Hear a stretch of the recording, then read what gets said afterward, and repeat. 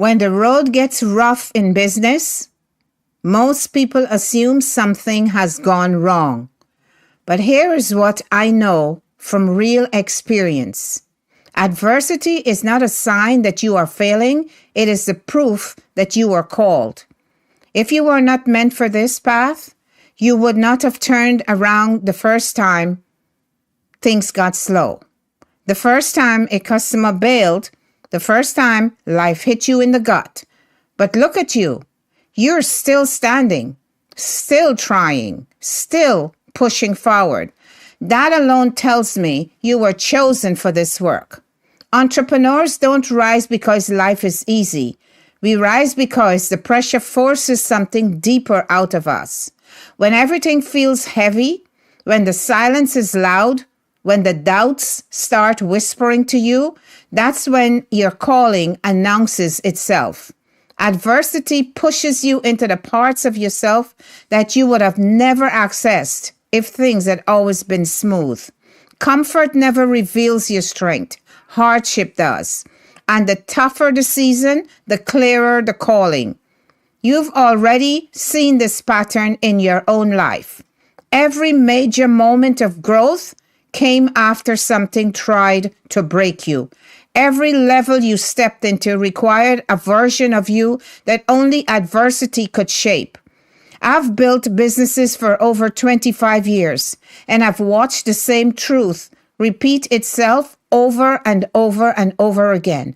The ones who struggle the most in the beginning are usually the ones who carry the strongest calling. They have to be forged. They have to be seasoned. They have to be trained. Anybody can smile when the money flows.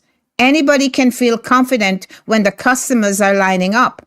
But when your faith is tested, when your patience is stretched, when your emotions are raw, that's when the real entrepreneur shows up.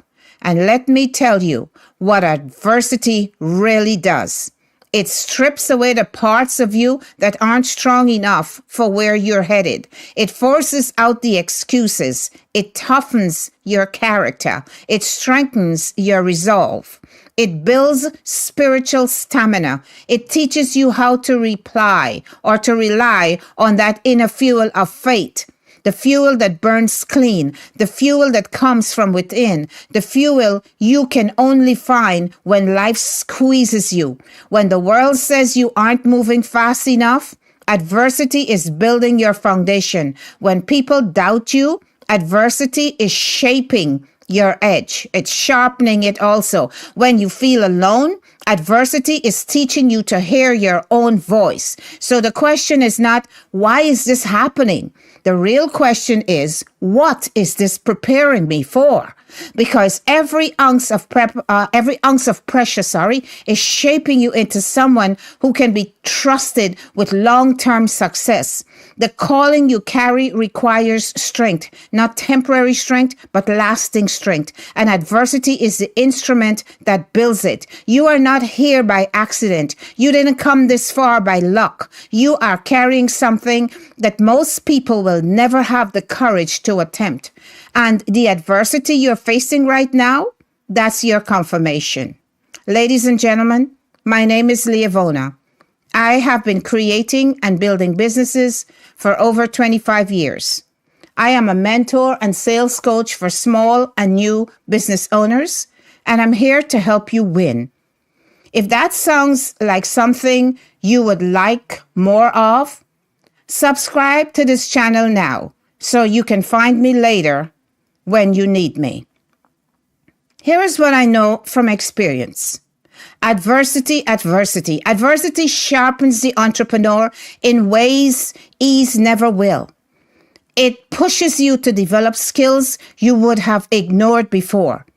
It forces you to examine your beliefs, your attitudes, your habits. It exposes what is weak and strengthens what is real. And it shows you where your fuel actually comes from. The entrepreneurs who rise are the ones who learn to draw from a deeper place, a place beyond circumstances, beyond convenience, beyond emotion. When everything around you looks bleak, adversity is training you to stand on conviction instead of comfort. And this is where most people stumble. They mistake difficulty for disqualification. They think slow months mean they're not chosen. They think resistance means they're off track. But in my life, I have seen the exact opposite. The strongest callings come wrapped in the toughest seasons. The most powerful entrepreneurs are the ones who endured when everything said they should quit. The pressure isn't punishment, it's preparation. And if you were not called, you would not feel this level of resistance.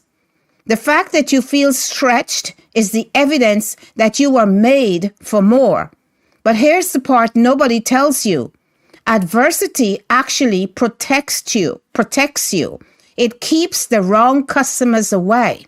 It exposes the weak spots, and it forces you to build systems that can withstand real growth. It trains you to keep your standards high, your boundaries strong, your character intact. You don't learn that on easy days. You learn it on days when your knees are shaking, when your spirit feels tired, when you are praying for strength just to keep going. And every time you rise, every time you choose faith over fear, your calling grows stronger inside you. Adversity becomes the very proof that you are meant to do this work. You are an entrepreneur. You are a builder. And builders are forged under pressure. The truth is simple. Adversity is your confirmation. It's shaping you, refining you, strengthening you. And when the breakthrough comes, and it will, you will know without a doubt that you are built for it. If this message has been helpful and if it has encouraged you, I'd really appreciate a thumbs up. It will help spread this message. Now at this time, we will move into the freestyle portion of the video that I do every day. It is called the Why Factor. I believe it's important for us to remind ourselves why we do business. Let's be honest here. Things can get really hard at times for us, entrepreneurs. There are times when we can downright question everything and really doubt ourselves and our mission. That is why we need to recall why we went into business in the first place. And listen, because life is precious, we have to cherish it. So let's take some time now to reflect on these things. Why did we go into business? Hello, everyone, family, friends. How was your weekend? I hope you had a wonderful, peaceful, restful weekend. It does come fast, but if we watch and we guard our time from the time we get off on Friday afternoons and we are all elated and excited, if we guard our time, we should come away feeling that we did successfully pull it off. We got rest, we slept in late, right? That's a beautiful thing to not have to get up at 5 o'clock in the morning and charge out. We were able to sleep in. We were able to, recuperate, as we say, smile and get the muscles in the face and wherever else the muscles need to look trim. Our face is like our passport when we have to do these meetings and when we have to meet with potential clients. So it is important for us not to look haggard. So I hope you had a really nice weekend. Mine was good. For those of you who might be interested, my eye has begun to heal. It still is not 100% back. So I'm here with the glasses, but yes, that is beautiful results for me too. I had a wonderful weekend. My husband and I, we basically chilled. We have this teasing thing. He's given me a heart behind there. He told me today when I got back in from logistics, he said, I wrote the book. I finished writing the book. So I guess we're on our way to making lots of moolah. I said, okay, let's see if you make the Times, the New York Times bestseller. Listen, man, sometimes we just have to make life fun. Nobody's going to bring the fun to us. All right. So I hope you had a great weekend. The next thing I want us to talk about, just to recap again, is that we went into business because for some of us, like for me, when I'm out there at nights, I feel the freedom. I just love being free. Sometimes, things might bother you, but what I love is that I am able to have fellowship with my Savior. I am able to tell him, this is how I feel. This, what do you think about this? And pray and ask for inspiration and wait for the inspiration to come in.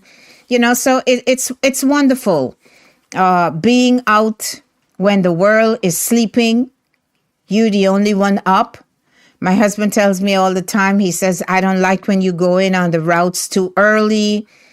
I get worried sometimes when you're on your side or I'm on another side. I can't get to you fast enough if something were to go wrong because of all the stuff that was happening. I feel like it has begun to slow down, the crazy things like rapes and all this stuff. But yeah, he does worry about us being in two separate areas. And we are on the island, but we are in separate areas, and he doesn't like that too much. But I love the early mornings, and I get to talk. I get to be at peace with myself. I don't have drivers pushing me to go faster. It's just you, your car, and the other few people who are moving early like that. So yeah, when it gets congested in the morning, come 5 o'clock, it's like everybody is out. Everybody knew they had to be up by 4:30, but they got up at 5, and now they're really trying to take it out on the road on you. So, for me, freedom.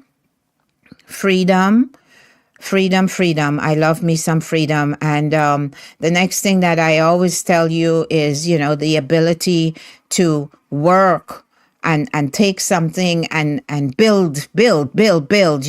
Right now I'm also in the process of building another business outside of what we're doing here. The logistics, I'm trying to build something else. And so, it's just having the ability to just take the stuff and just build them, In one of my videos, I was, sometimes I go back and I listen to see my progress as to when I came back, how I was, my rusty startup, and how, like I said, we like to polish things. And I went back today and I was listening, and I remember telling you guys that some of the businesses that I liked, I held on to. I kept them. I didn't sell them. I just basically put them down and kept my rights to them, the LLCs and what's not. And so I'm thinking that I'm gonna do a little push on a version of one of them and bring it back, just because I have it in my hands. I have the gift, and it keeps me going, and also helps with income and what's not. So, I'll reactivate. I have about 2 or 3 of them that I kept under my LLC, one of my LLCs, and I'm looking into starting that one again.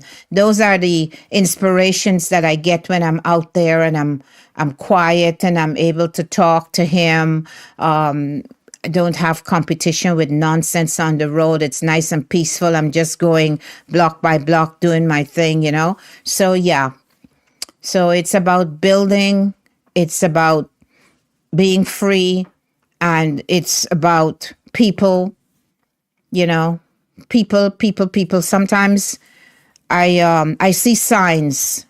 I might go to deliver something to a customer and I might not see the car, or I see signs that something is off, and it bothers me. Like if I know that they're always like in the garage doing things, and then suddenly I don't see them anymore. It gets me worried because a lot of times when they just go missing like that, you hear things, you know?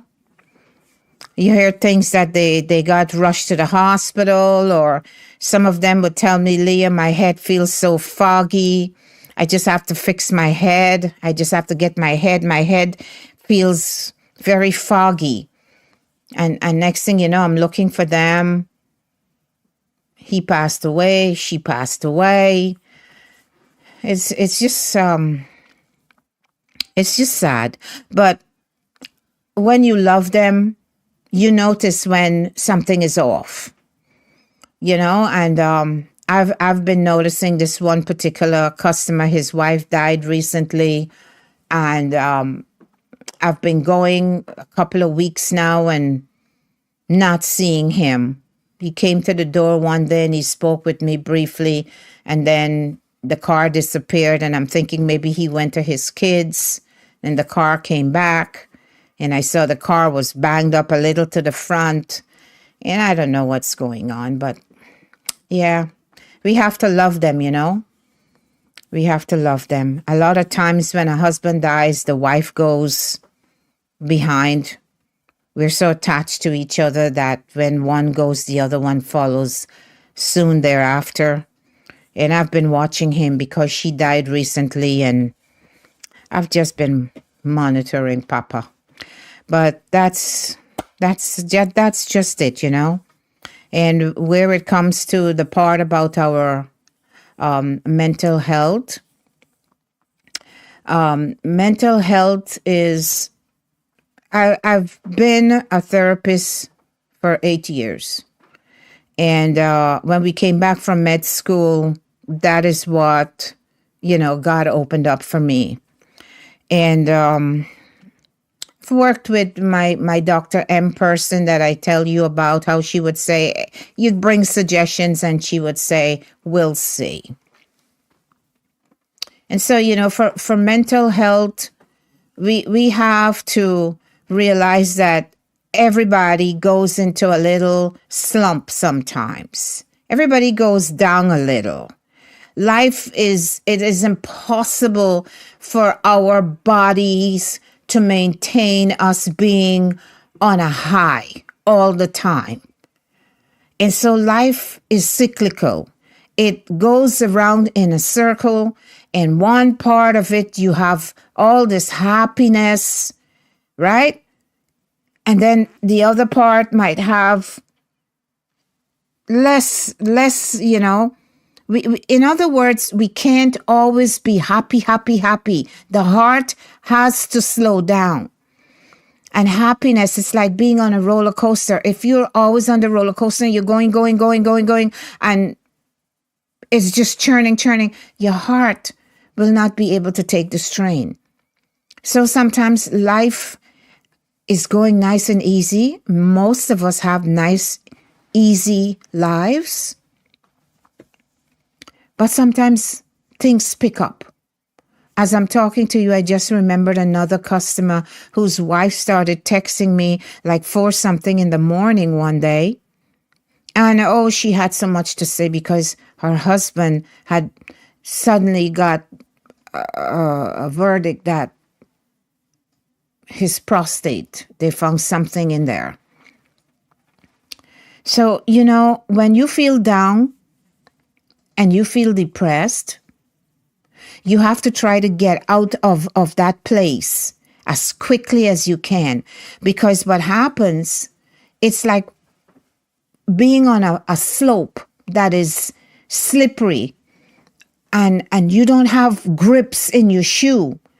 In the wintertime, one of my friends out there, you know, sometimes you meet other people out there who are doing this kind of work, and we would to stop and we talk with each other and stuff. And this one girl, she gave me this beautiful anchor for my shoes in the snow. Because whether it's snowing or not, when you're doing logistics, you still have to deliver. And my shoe had these anchor in them. It was like metal pegs that would stick in the ice to prevent me from falling down. And so sometimes you're going down a slippery slope because something came, something bothered you, something from your past just keeps coming back and nagging you. And if you don't know how to deal with it, you'll just keep sliding down that slope. And before you know it, here again, another customer of mine doesn't pick up her packages. You put the packages, she's ordering them, but she ain't picking them up. And I said to her one day, I said, are you okay? I called her. I said, what's going on? For 3 days, I put stuff in front of your door. You're not moving it. Is everything okay? She didn't answer. But at least she knew that somebody cared. And so we recognize when things are going a little bad with us, when we're getting a little on the slumpy side. Things might not be going. You might not have heard from your daughter or your son, and you're feeling sad because they only call you when they want something. We all want to be loved for us, not because you want something. And so you might sit in the house and your telephone doesn't ring. You don't get text messages. You don't have any animal anymore. It's just the home health aide who comes in and helps you, and you feel lonely. And you remember all the times that you were so good to them, but nobody calls you. Only if you text them does the connection, there's only a connection when you reach out. If you don't reach out, nobody reaches you. What I want to say to you tonight is that a lot of times we think things. We try to get into people's mind. And we try to think what they're thinking. We try to analyze what is going on in their world. What I would say to you tonight with regards to the mental part of our lives is that you have to try as much as you can to stay positive. Because a lot of times we try to go into people's minds and figure out what's going on. Maybe your daughter, your son, they're having some issues, but they don't want to let you know that they're having these issues because they don't want to stress you. You might have high blood pressure. You might have something that ails you, and they try to shelter you because they love you. Now, the sad part is, where there is hope, we also have situations where they don't love us, and we have to face the fact that they don't love us. Sometimes we go into our minds and try to figure out what's in their heads. Oh, they're not calling me because they don't love me. And then another time, you're wrong on that one, but then another time you might find that, this is so. This is so. I know, because my daughter and I had an altercation. One customer told me, she said, my daughter took $10,000 out of my account. And because I pulled her up about it and asked her, she has not spoken to me for years. She turned her back on me, and she has a husband and she has children and she has all these things. So there are many days that she goes down. I know when she's going down because then she doesn't move her stuff. She's ordering the stuff and it's sitting out there. And I would call her and she doesn't answer. And then when I see her, she would confess to me I was a little down and I didn't feel like, coming outside. So I stayed locked up inside. I mean, look, we don't know where we could go, but I advise all of you, my friends, my family, if you ever feel down and it gets beyond you, I always say, I am only a comment and a stone's throw away. We talk it through. If you're worried about the children and they're not getting back to you, and if you see, there's one thing that I've found for years, this has been what God has done for me. If they're coming to my mind often, I see their faces. I feel them. I notice that they're not texting. I start to pray for them. I don't say, oh, they don't love me. I just simply know that they're coming to my mind often and I start praying. Dear God, I don't know what's wrong with Audrey. I don't know what's wrong with Brian, but they just keep coming to my mind. I'm going to ask you that you have your angels encamp over my family, watch over them, whatever, keep them safe. Yes. And then you start lifting and then you can send a text message and say, hope this finds you well, my daughter. Hope this finds you well, my son. Thinking of you, loving you. Ma.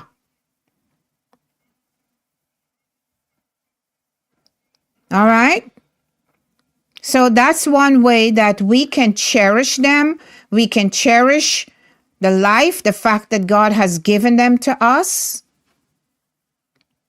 And I don't know the relationship that you have with your grands, but having them is a treasure and you have to build a relationship with them too. So what do we have? We have Christmas, we have Thanksgiving.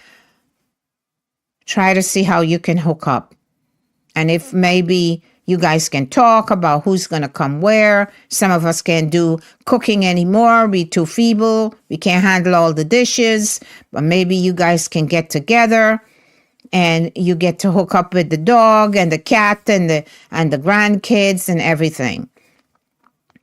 But if you find that you're always getting anxiety attacks and you're always stressed out, or you go into little moods of depression and you don't want to get up out the bed and you eat the food and the food don't have no taste and you feel so lonely, woe is me. Music. Please put music on in your house. Play your music.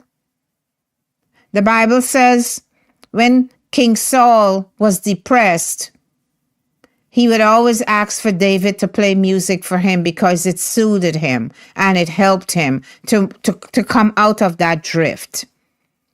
All right. So I'm going to close it off here. Like I said, if you ever want to talk about anything mental, anything, psychological, you know where to find me. All right. So we're going to be coming in for the rest of the week by the grace of God from 8 p.m. Monday through Friday. And yeah.